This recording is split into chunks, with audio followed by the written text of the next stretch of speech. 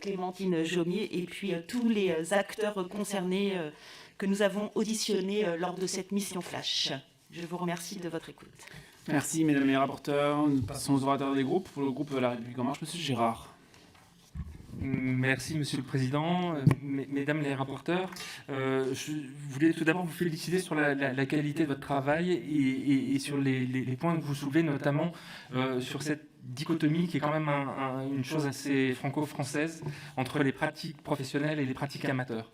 On a souvent tendance dans notre pays à cloisonner ces différentes pratiques et à les renvoyer chacune à un univers, une exigence de niveau, alors que souvent les pratiques amateurs, que ce soit pour la musique et surtout pour la danse, sont un excellent point d'entrée pour former les professionnels de demain.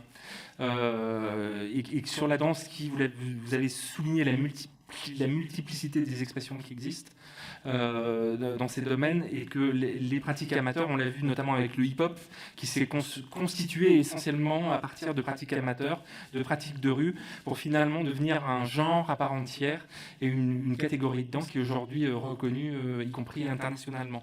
Je voulais également vous attirer votre attention. Alors, il y a un autre aspect intéressant de votre travail, qui est la notion de découpage entre les ministères, découpage des périmètres de compétences, ce qui m'amène à vous interroger sur les difficultés rencontrées par de nombreuses compagnies de danse ultramarines pour bénéficier des dispositifs de soutien proposés par le ministère de la Culture en matière de diffusion des œuvres chorégraphiques au niveau national.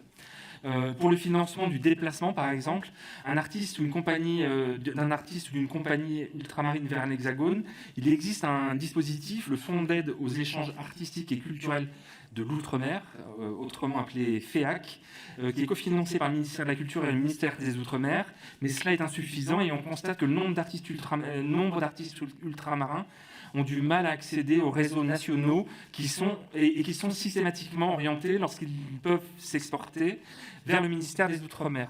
Ce qui nourrit un phénomène de marginalisation et freine la vitalité de ces œuvres dans les circuits traditionnels de diffusion de la danse. Or, ces artistes ont souvent quelque chose à dire, à apporter à la scène nationale, et la promotion, la diffusion des cultures ultramarines est un enjeu de cohésion sociale. Dans le sillage des réflexions autour du projet de Cité des Outre-mer, qui devait poser les bases de la création d'un établissement public de coopération culturelle, je m'interroge donc sur les leviers qui permettraient d'animer un réseau